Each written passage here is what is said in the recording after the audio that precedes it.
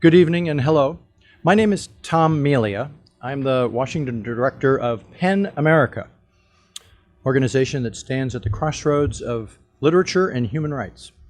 We are an organization of poets, essayists, and novelists, although over the years we've come to care more about bloggers and journalists and screenwriters and other kinds of people that put words on paper or on a screen and try to convey ideas and provoke emotions and inform and enlighten people. Freedom of expression, as you may know, is under some threat in the United States and around the world, and so we're becoming more active in the policy debates and advocacy arenas in Washington, New York, and around the world. And so we've set up a Washington office recently. Most of our people live and work in New York City, and this is an important occasion for us to begin to co-sponsor more events around town and meet people who like to read, people who like to write, and we're going to try to create more of a community around Washington of just those kinds of people so we can learn more about one another and come together from time to time to defend freedom of expression. And you can become a member of our organization. There are some little red cards around the room, and on the back you'll see the way to get to our website and sign up and become a member. I'll tell you just one story about membership, which I heard last month at our gala event in New York, the annual fundraising dinner in New York, where one of the speakers was Stephen King, who almost has invented a genre of horror writing himself and populated it with dozens of books. He applied to be a member of PEN 30 years ago and was turned down. He was told that while he was a popular writer, he wasn't really a serious writer. And it was an organization for serious writers. So he left with his tail between his legs and went on to defend freedom of expression on his own for a while. You may remember when Salman Rushdie had the infamous fatwa issued against him by the Ayatollah in Iran, and a number of booksellers around the country began to take Salman Rushdie's books off their shelves for fear of provoking some kind of incident, violence or an argument or something. And Stephen King wrote to booksellers, all the big ones in those days, there was several, and said, if you take Salman Rushdie's books off your shelves, you have to take my books off your shelves. And this was at a time when he commanded a certain amount of economic weight in the bookselling business, as he still does today. And so a number of major booksellers put Salman Rushdie's books back on their shelves and kept selling them. So Stephen King is now a member of PEN. And has been he's donated money to a number of fellowships and scholarships for young writers, and has done a lot of things to defend and encourage writing, not only of popular literature, but also of serious literature. So I just share that with you. You don't have to go through the ignominy of being turned down. If you go online and sign up to become a member of PEN America, we will sign you up and put you on our newsletters. So with that, I just want to say thank you for coming tonight, and I'm going to turn this over to Katie to introduce our real guest of honor. Thank you. So I'm pleased to introduce Eliza Griswold, Politics and Prose. Griswold is the author of The 10th Parallel, Dispatches from the Fault Line Between Christianity and Islam, which won the 2011 J. Anthony Lukas Book Prize. Her translations of Afghan women's folk poems, I Am the Beggar of the World, was awarded the 2015 PEN Award for Poetry and Translation. Griswold is also the winner of the Rome Prize and received a Guggenheim Fellowship to write her newest book, Amity and Prosperity. In it, Griswold tells the story of the fracking industry's impact on the small town of Amity, Pennsylvania. At the center of this tale is Stacey Haney, a single parent whose children begin falling ill once the company starts drilling. When the company insists that nothing is wrong, Haney and her allies investigate what's really in the water and air and intend to bring justice to their community, all while fighting local opposition. George Packer, author of The Unwinding, writes, Eliza Griswold's Amity and Prosperity exposes the terrible human cost of fracking, but it's about much more. It's a morally complex and beautifully written story of Appalachia, of family, of resources we all use. It's about what binds and tears apart a community and a country.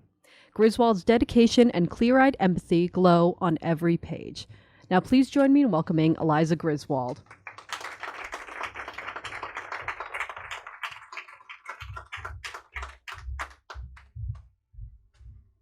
Thank you, Katie. I love it when people call me Griswold. It's like serious. And Tom, thank you so much wherever you are.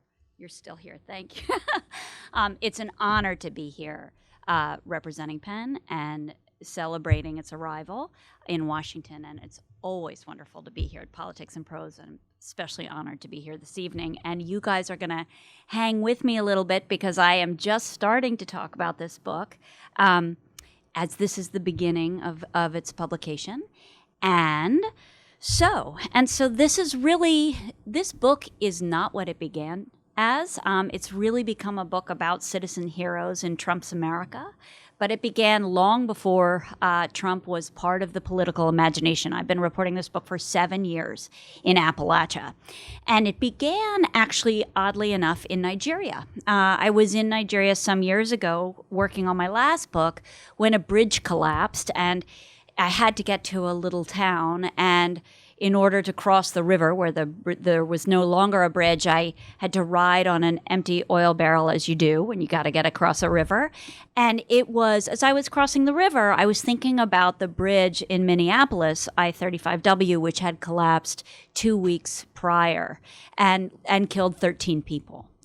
And it was about that trip that I thought, it's time to go back to America and to look at the social and environmental and industrial ills that plague us at home.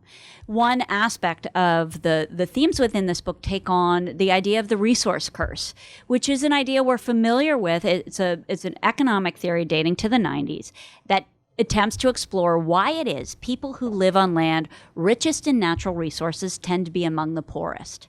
We typically cast this curse abroad. We look at the curse in Asia, we look at the curse in Africa, but the truth is it applies in America as well, and nowhere more so than in Appalachia. So I returned to the United States and I set out for Pennsylvania, for Western Pennsylvania, to look at collective poverty. So often when we read about poverty in America, we read an isolated story of a family living in hard straits. But I was more interested in looking at systemic poverty. What are the systems that are failing everyday Americans? And I was working with the Army Corps of Engineers. I was looking at failing locks and levees on rivers outside of Pittsburgh. And one day, the biologist who was with me said, I want to go to this community meeting. I want to learn what's happening to people who live in this particular watershed with this newly arrived oil and gas boom. And so she took me to the Morgantown airport because there was nowhere else for people to meet besides the airport. So this community group had taken over the departures lounge. And I was sitting a couple of rows behind a woman who I took to be her child. And the girl looked about 11 years old, and she was wearing her pajamas. And she was grousing at her mother because she was hungry, and her mother was scolding her for not eating breakfast. And I reached forward and tried to offer like one of my whole grain, energy bars, which was met with disdain by this 11-year-old girl. She did not want my energy bar. And the mom got up and she started to talk, and she told the story of what it meant to be a nurse and a mother living a quarter of a mile from an industrial site she couldn't even see. She knew that something was wrong with their air, and something was wrong with their water from its quality and its odor. She knew that there was benzene and toluene in her body and the body of her 14-year-old son and her 11-year-old daughter. She knew that her son had been diagnosed with arsenic poisoning and that there was a massive waste pond that turned out to be 80 times the size of their house that sat on a hill a quarter of a mile from them. That's all she knew. This was March of 2011. And she was nervous talking in front of people. She'd only spoken in public. She hadn't spoken in public since the 3rd grade when she played Betsy Ross in the play. And so she told this story, and I went up to her afterwards and asked her. She lived in a little town not so far from the West Virginia border called Amity. And her family had originally come from a town about 10 miles away called Prosperity. And I asked her if I could come visit her family in Amity and Prosperity. And she was no fan, and to this day is no fan of the media. She said yes to me because I didn't have a daily deadline, because I had the flexibility to come out and listen to her without having to produce anything. And really, really at the time, she was incredibly nervous about speaking at all, because ever since she had thought something was wrong with the water and she had told the gas company, they had been supplying her clean drinking water. And she was terrified if she spoke out in public against them that they would retaliate by taking her water away. So I went out and met Stacey that March day, and met her 2 children, and that began this 7-year journey into returning. I counted up as I was writing the end of this book, how many times did I go? And it was 37 times. I went back and sat at her kitchen table, and she didn't have attorneys when I first met her. We had no idea what was going to happen. And she ended up taking not only the company that she feared had impacted her family, she took on the state. And the site itself became one of the 7 sites in the 2-year national drinking water study. The FBI launched 2 criminal investigations into what was happening at that site. And time and again, she would hope that she was going to have somebody would ride in on a white horse and save her and her family from what was going on. And that never happened. So really, this book was about watching the cost that rural Americans pay for the energy urban Americans consume.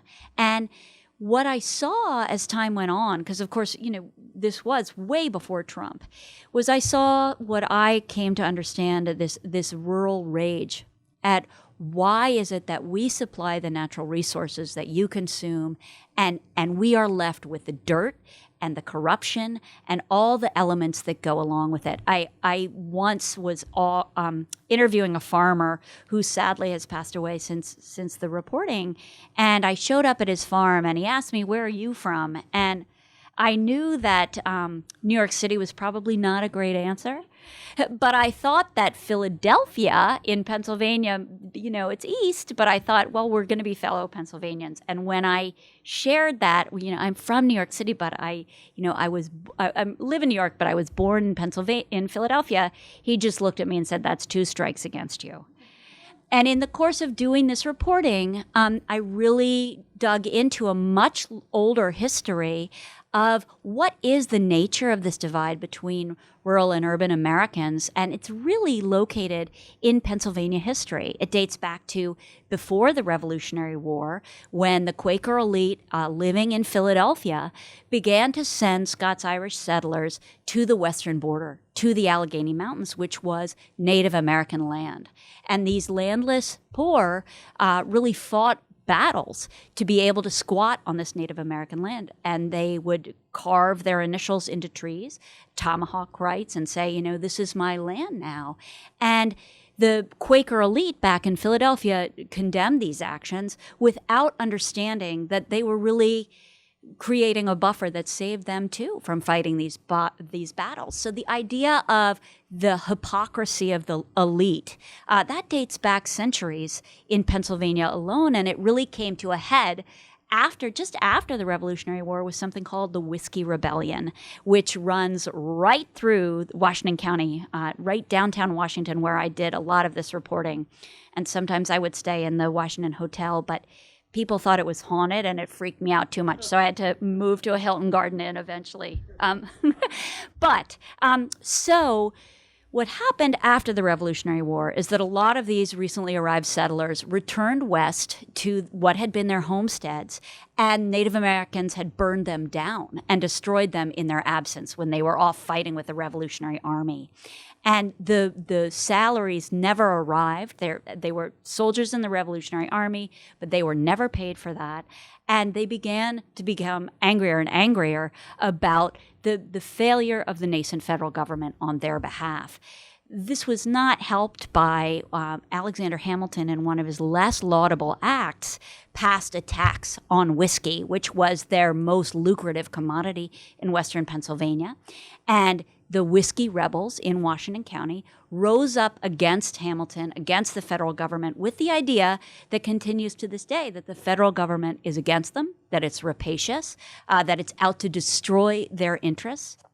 If you drive down Main Street in Washington, Pennsylvania, which I will do tomorrow, and you look into the window of Mingo Creek whiskey distilleries, you will see the portrait of Alexander Hamilton hanging upside down because he has no friends in Washington, Pennsylvania. So that putting that history together began to give me an understanding of the sophistication. I think so often, especially for me, coming from an urban context, I think I know better how people's interests should play out in the world than they themselves know.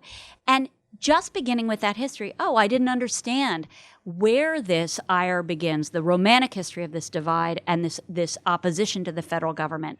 Just beginning to learn that for more than a century, rural Americans in Appalachia have signed mineral leases on their land. I mean, these leases really date back to just after the Civil War and the selling off of coal rights, which helped people hold on to farmland. Prosperity, the little town nearby, is almost a ghost town now. And the reason is because industrial coal mines have come underneath. The verb is undermined. They have undermined the town. And when they undermine the town, farms often lose their water. And when farms lose their water, the coal company will buy your farm and people leave. Again, like to me at the outside, that sounds like a terrible proposition. But to many of the people in Prosperity who have been looking for a way out for a very long time, they call that the longwall coal mining lottery. So again, restoring complexity, restoring different kinds of views has definitely been at the heart of this project. And when fracking came to town about a decade ago, for the first time, people stood to make hundreds of thousands of dollars off their land. And what happened with, many environmental groups going out and saying you can't possibly do this is that people who lived on this land said, how dare you, you hypocrite? How dare you come out here and tell me when I have the first chance in history to make some money that's going to buy me a new tractor, that's going to put a new roof on my barn, that's going to let me build a bathroom on the first floor for my mom so that she can die at home? How dare you come out here and tell me that I shouldn't sign this lease? So the book takes really over those 7 years. I follow not only the Haneys as they find themselves really at the end of horrific treatment on behalf of the government and the industry itself, and sick and lost. They end up abandoning a farm that's been in their family for more than a century. But it also follows those who are making hundreds of thousands, if not millions of dollars off of fracking, who support the process to this day, who talk to me a lot about, for them, the federal government it's problematic because of farm regulation.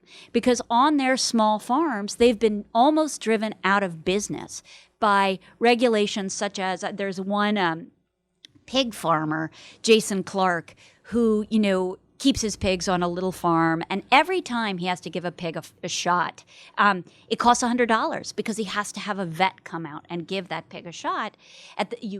Regulation holds that you can't drive a tractor into a stream in southwestern Pennsylvania. You have to fence that stream so the cows can't get into it. And yet an oil and gas company shows up, and where are the regulations that apply to them? So these are the kinds of hypocrisies that people witness every day that help really drive their politics in ways that for some of us are more difficult to understand. With that, I am going to, talking about this book and reading it are a little bit of a different experience. So I'm going to read you the very beginning of the book. It's framed around the county fair, which is 212 years old and very, very much a part of life in the Haney family. They sent me a video yesterday of they're getting ready. The fair's in August, and this is the last year. The youngest daughter, who was 11 when the book started and is 19 now, this is the last year she can show pigs. So I got a video of pigs getting washed yesterday. But so I'm just going to read to you a little bit, and then I'm going to turn it over for questions. Most years at the Washington County Fair, Stacey Haney set up an animal salon outside her blue and white coachman trailer. She and her younger sister Shelley would plug a blow dryer into a generator and style their kids' goats in preparation for the 4-H competition. This year, the salon seemed too much effort, so Stacey readied the animals at home. She'd spent the past 2 days up to her armpits in a blue kiddie pool of freezing water and mane and tail soap, washing, clipping, and brushing 2 goats, 2 pigs, and 4 rabbits. Then, that August morning, she'd hauled them 10 miles to the fairgrounds. After registering the rabbits, she proceeded to Cowley's lemonade stand with her 11-year-old daughter, Paige. 30 miles southwest of Pittsburgh, the Washington County Fairground was composed of two worlds. The lower realm contained the tilt-a-whirl, operated by strangers, roustabouts who arrived from elsewhere. Stacey's son Harley, who just turned 14, called it Carney Land. The upper belonged to 4-H and agriculture types, many of whom, including Stacey's family, considered themselves hoopies, an insider's name for the hilljacks or hillbillies who lived in the borderlands of Pennsylvania, Ohio, and West Virginia, where Appalachia begins. These two worlds met midway up the ridge at Cowley's, where Stacey and Paige were waiting for lemonade when they spied two familiar figures trundling downhill from the horse barn. The square woman with frosted hair and the spare man with a snowy mane and a limp were Beth and John Voiles. They lived next door at Just a Breeze, a 15-acre farm where they trained horses and bred high-end dogs. The family shared a fence and a love of animals. Beth treated her boxers like children. She cooked them angel hair pasta, zucchini, and meatball sandwiches, and dressed them in tiny leather jackets, flight goggles, and scarves for professional photographs. She framed the photos and hung them around the ranch house where she'd lived with John for the past 28 years. Say what one might about the Voiles, over the past year and a half, they'd proven excellent neighbors.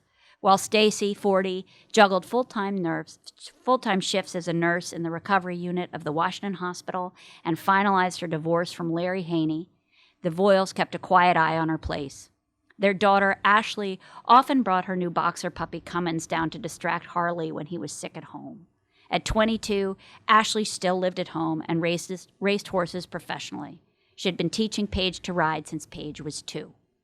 As Beth and John approached, Stacey could see that mascara was running down Beth's ruddy face. Stacey guessed it was the muggy heat. The air at the fair was redolent with popcorn and musk, which mingled with the scent of baby shampoo from the mane and tail lingering on Stacey's arms.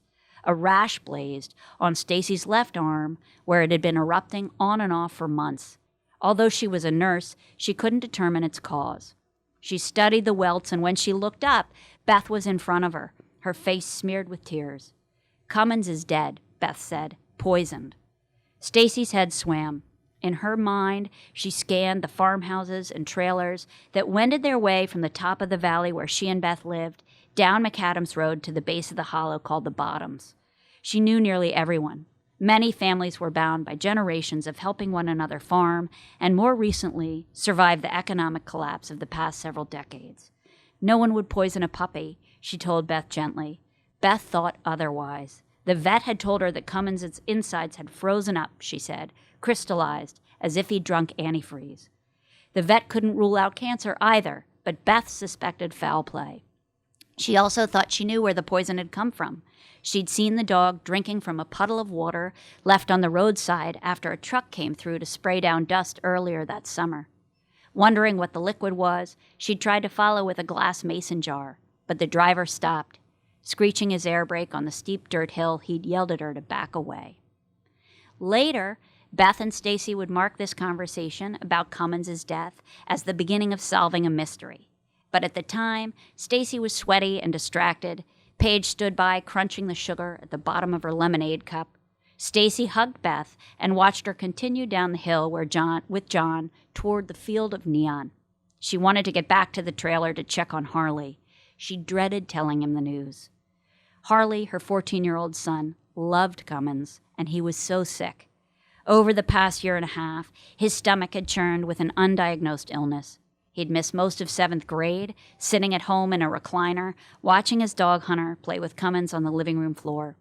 Harley had gone from being a shy and handsome basketball player who shambled easily through life to a listless stick figure. At 6'1", he was 127 pounds. A few days earlier, when Harley weighed his goat boots for competition at the fair, she weighed nearly the same as her gaunt master. Stacey hoped that this year's 4-H competition would lift his spirits. She and Harley had ambitions for Boots. Instead of being skittish, as most goats are, Boots was friendly. Harley had spent every day with her since he was home, which may have been why the brown and white boar goat enjoyed people. When Harley went up to the Haney's ramshackle barn to feed her, Boots slung her hooves over the wooden pen to lick his face. So the animals in the story really are the beginning, and the sickness of the animals really are the beginning of how these two women take on this company and begin to put together what they understand is sickening them, and begin to put together really a group of citizen activists who are in Western Pennsylvania conservationists as opposed to environmentalists, which is an important distinction. And I'm going to end with this and then open it up to some questions. But many of the people who are the staunchest opponents to the oil and gas industry in southwestern Pennsylvania are themselves coal miners, retired coal miners, and steel workers. They have a long history of watching industry come through in boom and bust cycles and leave behind the costs themselves. They don't see themselves as environmentalists in opposing a company's presence in their town. In fact, that's a dirty word. That's a word with a liberal agenda. They see themselves as conservationists. The idea of conservation dating back in Pennsylvania, really from before statehood, before Pennsylvania was a commonwealth. It's an old idea rooted in opposition to timbering and Gifford Pinchot and all kinds of ideas I will leave for the book. But these guys are just remarkable. They defy any easy political category, any easy identification. And I hope that if this book does anything, as I think I've said 4 or 5 times now, it is restore not only the dignity, but the sophistication and complexity and the importance of listening to people who live very different existences, because I was constantly humbled by what I thought I knew and what, in fact, I had dead wrong. So I think with that, I will open up to questions. And thank you guys very much for coming.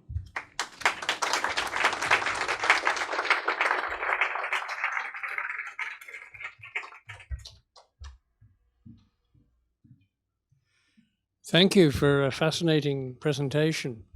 I'm curious to know whether you think Amity and the surrounding area is somewhat typical of other rural communities impacted by fracking, or whether in fact, just by dint, I guess, of accident, you happen to land on one of the very worst cases of the conservation and environmental impacts of fracking in the Appalachian So that's area. a fantastic question, and one that I'm starting to get. People, don't we all wish that we could answer questions as simply as, can fracking be done safely? Is it good or bad? And to some degree, what we've done, and this began under the Obama administration, is just rubber stamped fracking and gone forward. We don't really want to know about the ongoing problems. What I would say to you from the careful investigation of 7 years, what I can say is in the fracking process, I can point out a series of vulnerabilities which raise the potential for problems. From the well casing, from is a well properly sealed, what's going into the earth, what's coming out of the earth, does the geology allow for, one of the main problems in Pennsylvania has been that the geology doesn't allow the waste to be injected back into the earth. Now, waste injected into the earth can also cause earthquakes. So that's not a great solution. But it's also a really terrible problem to have vast 8-acre open waste ponds that sit on the earth, which is what sat next door to the Haneys. So is it a typical situation? It is a situation fraught with vulnerabilities that are consistent with the larger questions around fracking. And that's probably the best I can do in answering that. What is also consistent with the arrival of industry, whether it's fracking or other large resource extraction, I often find myself talking about harvesting carbon, right? So in places where carbon is harvested, the division of communities is quite often, because one of the messages we hear a lot is this is saving Appalachia. And Stacey herself was incredibly pro-fracking when she signed a lease. She signed that lease for several reasons. She signed that lease because, first of all, she wanted to build her dream barn, which was going to cost $9,000, and she was going to make $8,000 off signing a lease. So she wanted to build this barn, but she also felt that signing a lease was her patriotic duty, because for several reasons. Her father is an out-of-work steel worker. fracking promised to restore an industrial boom to southwestern Pennsylvania, where economic downturn, she had lived poverty herself. That was a very valid reason for supporting fracking. She also wanted to help keep, her dad was a Vietnam combat vet. She wanted to help keep American soldiers out of harm's way, which she understood to be keeping them away from foreign entanglements that are linked to oil abroad. So for all of those reasons, and she's in that's pretty common. That complexity of this is in my self-interest, but this also makes me a patriot, is pretty common in people signing leases. And it's only through her experience that she began to question some of those beliefs. Yes. Well, thank you for this really wonderful research you're doing. My question relates to the last part of your talk, where you talked about these professed conservationists, and I wanted to ask if you'd say a little bit more about their dialogue, such as it might be, with the rest of the people who oppose them in their community.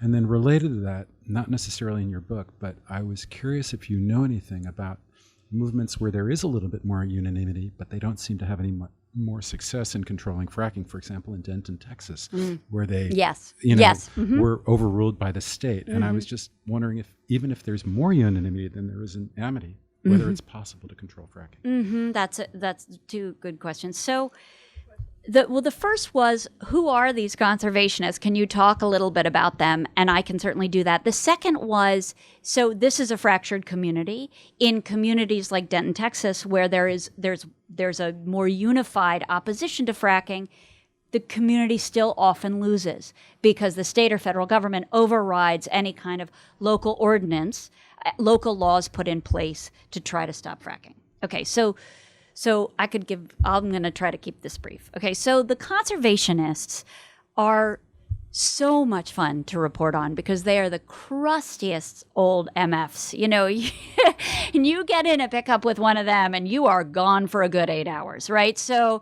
you meet at the IHOP or the Cracker Barrel, you know, and they're gonna have you for the rest of the day.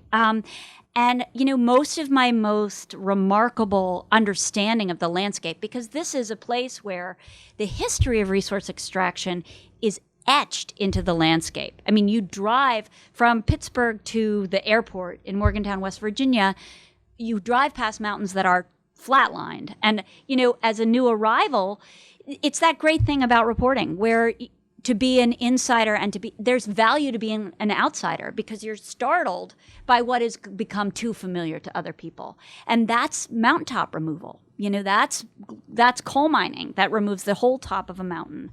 So you can watch this history. You can watch this history in streams that are, you know, the bright orange of hunters' vests, that are acid mine drainage from the coal industry. And the men, they are largely men. They are largely men, and I would say they prefer to keep it that way, often belong to something called the Isaac Walton League. Isaac Walton, of course, being a historical fisherman, wrote The Complete Angler, a very famous guide to fishing. And these guys locate themselves in this kind of love of nature. There's certainly a libertarian streak that runs through that, that is about individual rights and my farm and my land.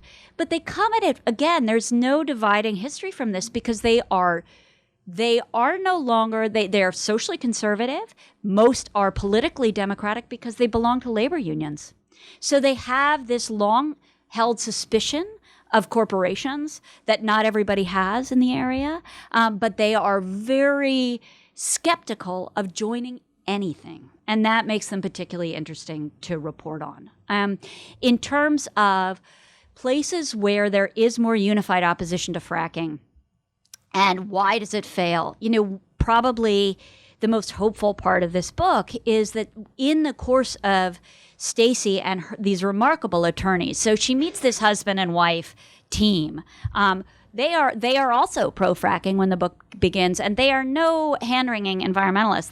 wife, who's a former finalist for Miss New Jersey, used to represent the mafia in New Jersey. She is a corporate defense attorney who specializes in asbestos exposure cases. So, and she decided to take Stacey's case on. For the first time, she'd done a plaintiff case because she was so startled and shocked by not just what the company was doing, she works with companies, but by the lack of regulatory oversight. And in the course of taking the company on and taking the state on, she and her husband take this case all the way up to the Pennsylvania Supreme Court, and they give, for the first time in history, they give teeth to what's called the Environmental Amendment in the Pennsylvania Constitution, which gives Pennsylvanians the right to clean air and pure water. And who finds in their favor? Conservative Republican Chief Supreme Court Justice, Ron Castile, who's since retired, because he understands individual rights, right? He's saying, you guys have the right to... The Constitution is just enshrining rights that God has already given to you. So I bring that up in terms of where, again, unified opposition, there are places where these environmental amendments have been successful, and Pennsylvania is one of them. And I would point you to that case if you're looking for, it doesn't even have to be broad-based support that brings successful opposition to fracking. Usually it's just careful reading of the law and finding how those interests related to fracking can be reflected in the interests of the state itself. That's helpful. I have to be honest, I'm so excited to talk about this. After like 7 years on my friend's floor and like driving back and forth to rural Pennsylvania and sweating this book, there are people in this room who know that sometimes I think, David, did we not? How many times did I tell you I was not going to finish this book? So it is so much fun for it to exist, and it just, for Stacey especially, after all she's lived, to think that people are listening to her story, it's pretty profound. So thank you for that. Yeah. Well, thank you. I'm not from the United States. I come from a small island in the Caribbean. And to a certain extent, I mean, where I come from, St. Martin is clearly, much wealthier than Appalachia. I've been in Appalachia myself, so I kind of know something about the place. But, it's not coal, but it's beaches being, the resources being plundered, and entire corruption of the political class. And I'll maybe get upset. I don't want to get upset here, but you said a few things that I think one of the interesting things I see is, and again, some of the attitudes of those people reflect some of the attitudes back in the Caribbean. This high-level individualism, right? Me against the world. Everybody, can kiss my behind. I'm going to do what I'm going to, et cetera, et cetera. But that's often when you're up against huge corporate powers and elite economic interests. That could be horrifically self-defeating, as we have seen time again with colonialism and exactly tourism as a new form of colonialism, et cetera, et cetera. So, what after all of these times being there, what do you think this growing? And the first question would be, when fracking came in there, did it come in because there was already some reports out about the horrific consequences of fracking, right? Yep.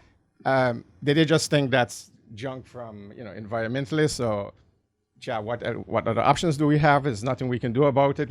This is the best we can. We're gonna have to settle for the best we can settle for. So that's the first question. I mean, was there kind of cynicism from outsiders just telling them what to do, which you had suggested? But I mean, there was reports out already that this fracking is a horrifically catastrophic environmental and personal and physical type of thing. And the second one is, looking back at it, do you believe that her struggle and the struggle of the women, again, very interesting, right? Women struggling. I mean, that's basically what the Caribbean is about, right?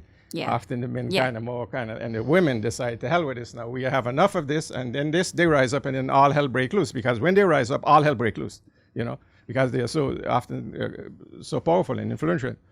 But did this lead to, in your opinion, in the larger area, a growing kind of revolt or resistance against it? Or did it again fracture in all type of different places? Or do you see that this kind of critique, this kind of a sense of that this is too problematical, that these relationships, and another question would be, did you talk with any politicians there? Were there any politicians there in Pennsylvania? I suppose they have to be, who were highly critical of this and were speaking out against this from the very beginning and saying, look, this cannot function, this is bad, or it has to be done in a different way. So, these questions maybe you can touch on. Thank you very much. So thank you so much for those questions. I'm going to answer the women's question because it is fantastic, right? So what's happened in this area throughout the Rust Belt, but with the industrial downturn, the dwindling of coal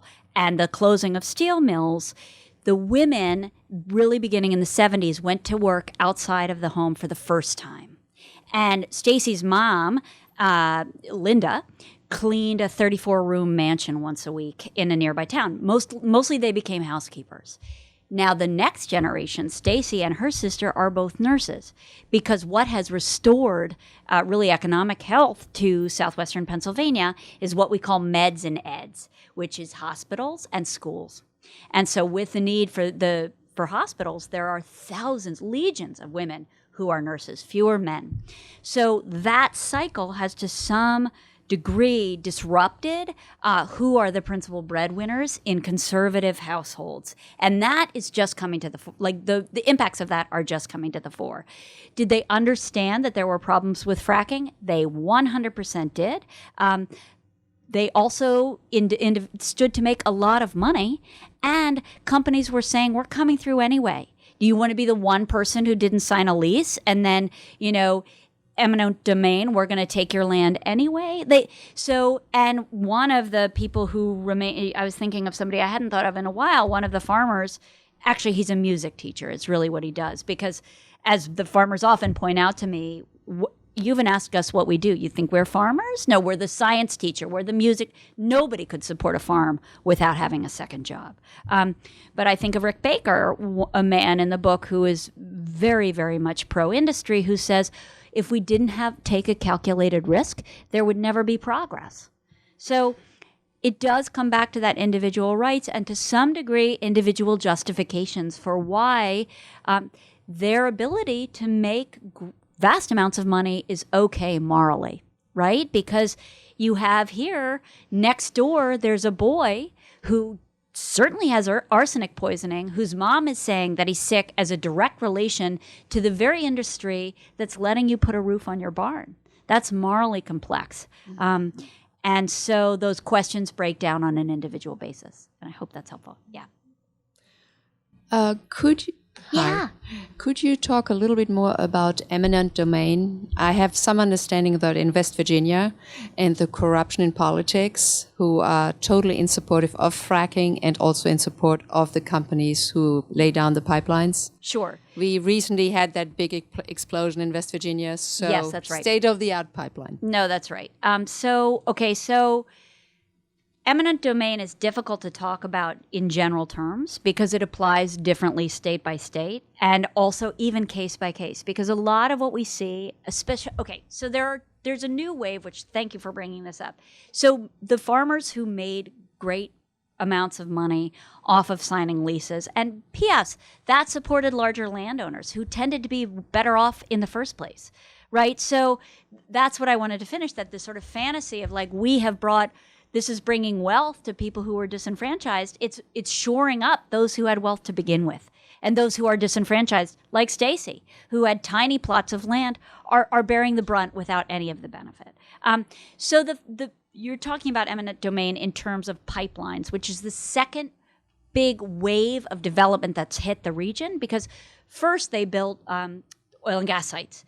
Then they had to figure out how the freak to get the gas to market. And that's a whole other question. And that came not only with how do we build smart networks of pipeline, that came with, if I build the most pipeline first, even if it's redundant and doesn't make any sense, then my financials will look better to a big conglomerate who wants to buy me out, to a super major gas company who says, they have enough pipeline that they are the ones who are going to get to gas to market first. So there was no rhyme or reason with laying a lot of this pipeline, and that remains to this day why many of them are competing and redundant to begin with. And pipelines will really be they are the next battlefield. We've seen this in the West. We hear much less, and I've been trying to write about it for a while, but we see much less about East Coast pipelines fights, which are pretty hot and heavy.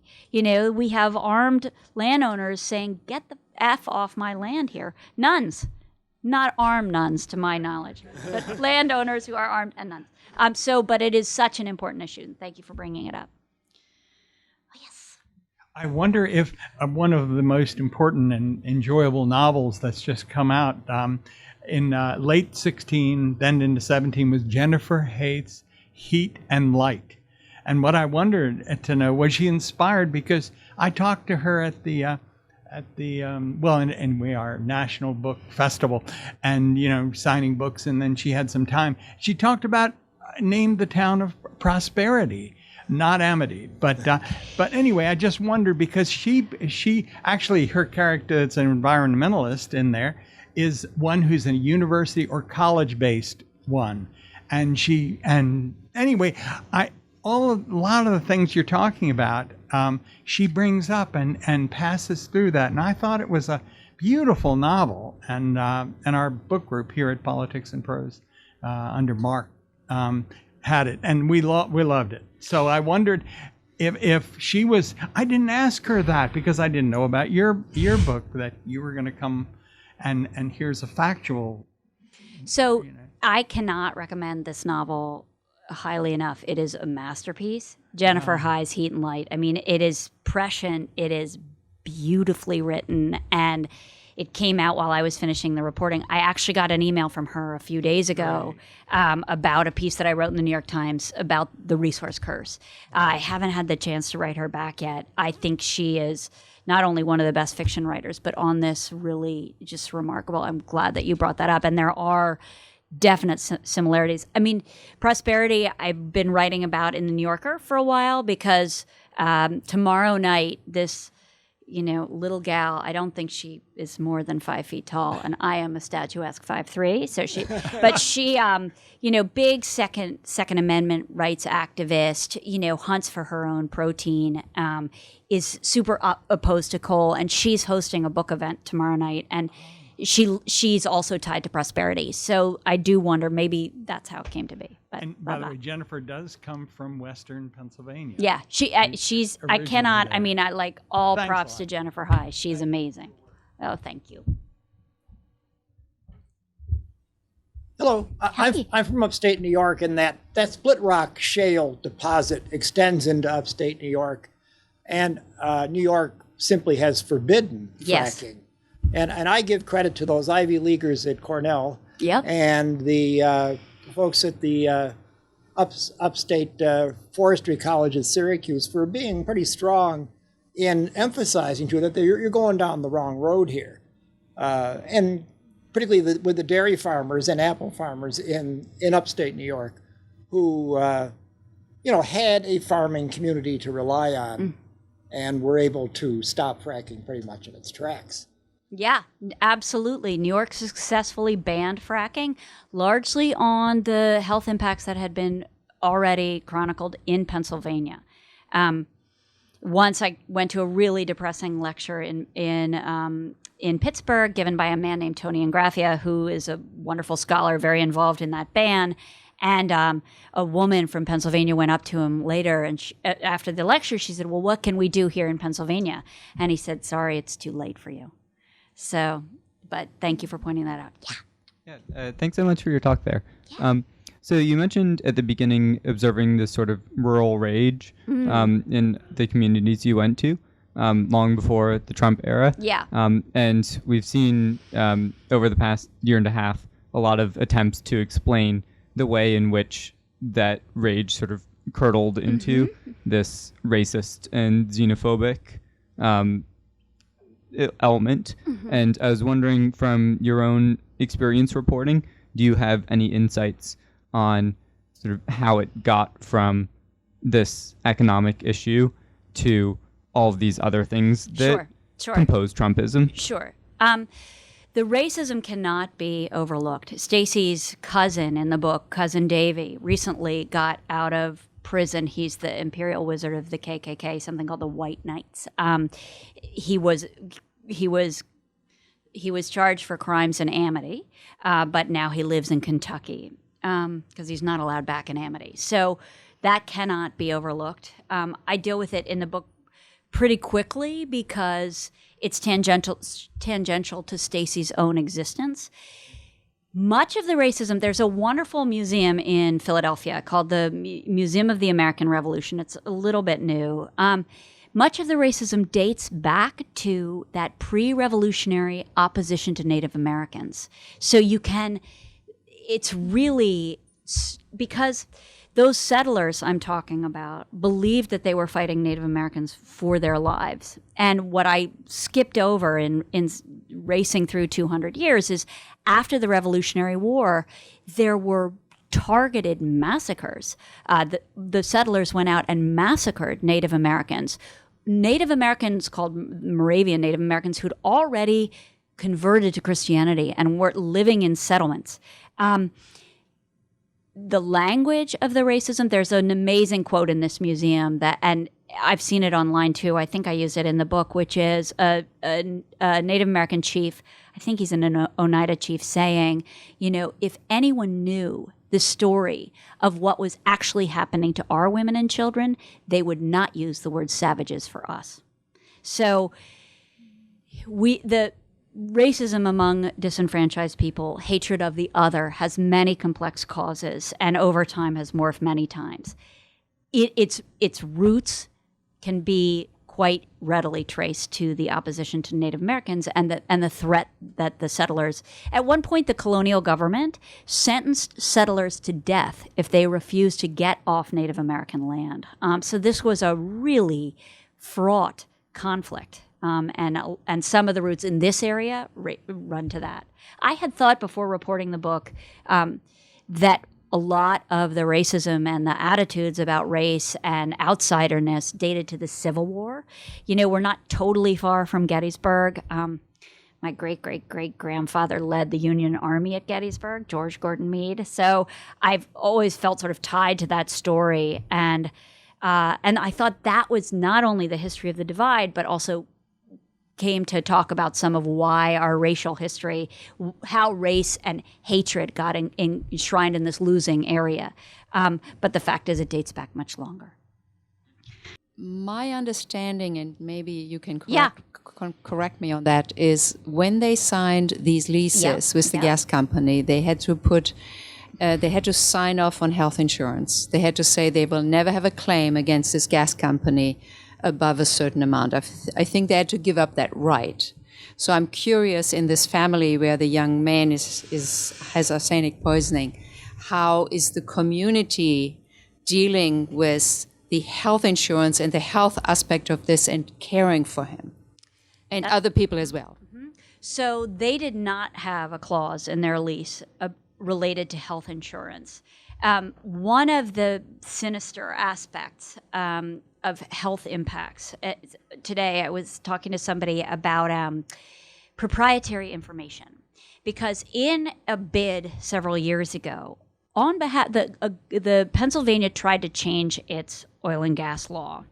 And part of what the government itself, the Commonwealth, was trying to encode, to put into the law, was something that critics called the physician gag rule. The physician gag rule held that that physicians, if you thought your client was sick from oil and gas related chemicals, you as the doctor could find out sort of what those chemicals were. You couldn't tell your patient. You couldn't tell any other doctor.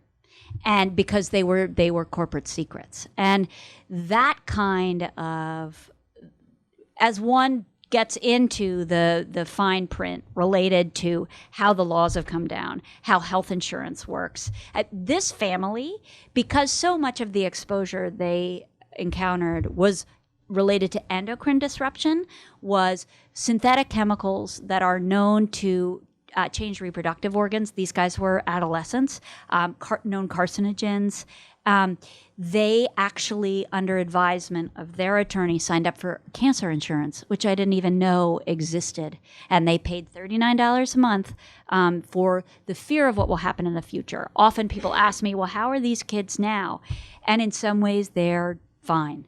In other ways, they live with the daily fear that they are going to be discovered to have cancer, to not be able to have children.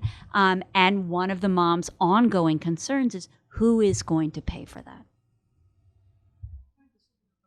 Okay. Hi, I'm a transplanted Chicagoan, so I happened to see you on TV with Alex Kotlowitz, who wrote a very wonderful book, and he's very prominent in Chicago. That and I guess I'm just wondering, it seems like the important things of this book covers or touches on many of the important things of today, like the disparity and the disenfranchisement and the difference in economic wealth versus poor, and also the environment.